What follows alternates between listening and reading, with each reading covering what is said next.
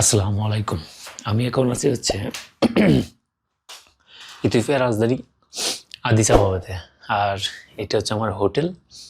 আজকে আমার 12 ঘন্টার ট্রানজিটের জন্য ইথিওপিয়া এয়ারলাইন্স আমার একটা 4 স্টার, মানে 5 স্টার বা 4 স্টার তো হবেই, কারণ যত ফ্যাসিলিটি এবং এত সুন্দর গ্র্যান্ড এলিনা হোটেল অফার করেছে।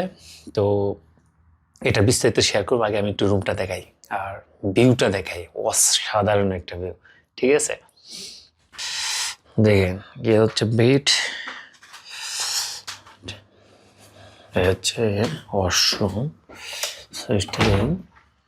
দেখছেন সব আছে ভাই, জোস। এটা হচ্ছে বাথরুম, আর এটা আলমারি দিছে, লকার আছে। তারপরে এখানে কফি খাওয়ার জন্য চা কফি সব ব্যবস্থা, নিচে ফ্রিজ আছে। অর্থাৎ একটা রুমে যা যা ফ্যাসিলিটি দরকার এভরিথিং ইজ হেয়ার, ঠিক আছে? আর এখান থেকে একটা ভিউ দেখাই, ভিউ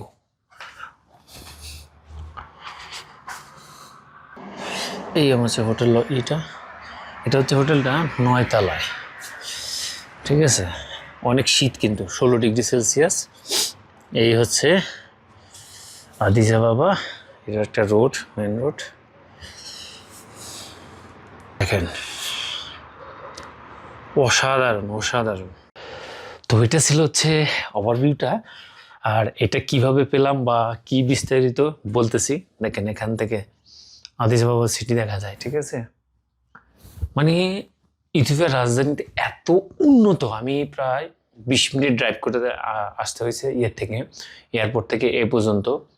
মানে রাস্তাঘাট ভাই কি পরিমাণে ডেভেলপ! এই জন্যই তো বাংলাদেশের ভিসা দেয় না। আচ্ছা, এখন সারমর্মটা বলি। সারমর্মটা আমার টিকিট ছিল সিশেল থেকে সাউথ আফ্রিকা কেপটাউনে। তো আমার মাঝখানে 11 ঘন্টা 25 মিনিটের একটা লে ওভার আছে। তো ইথিওপিয়া এয়ারলাইন্সে একটা ফ্যাসিলিটি লং লে ওভার থাকলে ওরা হোটেল অফার করে, হোটেলের বাউচার দেয়, ঠিক আছে? আমার একটা বাউচার দিছে, এই যে বাউচারটা দেখে নেবেন। এই বাউচারটা দিয়ে আমি হোটেলে চেক ইন করতে পারবো।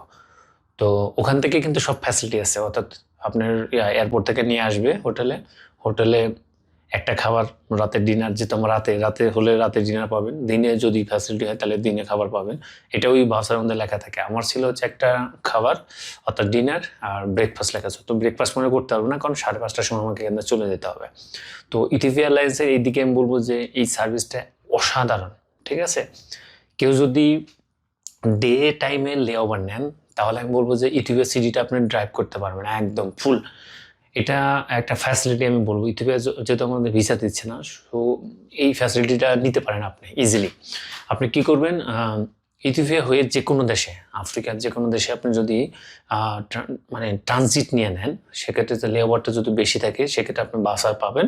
এবং ওটা যদি ডেতে নেবেন, ডেতে নিলে এই সিটি ট্যুরের অফারটা বেস্ট হবে। $70 নেবে, আপনি সিটি ট্যুরটা করাবে। যেহেতু আমার নাইট, যার কারণে আমি সিটি ট্যুর নিচ্ছি না, আরামসে এনে ঘুমাবো। সকালে উঠে আমাকে যেতে হবে আবার 6 ঘন্টা জার্নি, 6.5 ঘন্টা মেবি এখান থেকে কেপটাউন। সো এখন রেস্ট নিব। তো আপনাদের এই সুযোগটা বলে দিলাম, সুবিধাটা, যে আপনারা অবশ্যই যদি ইথিওপিয়া ঘুরতে চান, আমি বলবো যে ইথিওপিয়া এয়ারলাইন্সে টিকিট কাটবেন। কস্ট কিন্তু সেই লেভেলের একটা না, আপনি এটা একটু কম্পেয়ার করে দেখেন যে অন্যান্য এয়ারলাইন্সের সিমিলার হয়তো বা $5-10 নির্বিষ হতে পারে, কিন্তু একটা ফ্যাসিলিটি তো নিতে পারবেন, যে ফ্যাসিলিটিটা একটা 5 স্টার মানে হোটেল, পাশাপাশি আপনার সিটি ট্যুর ঘোরার একটা সুবিধা।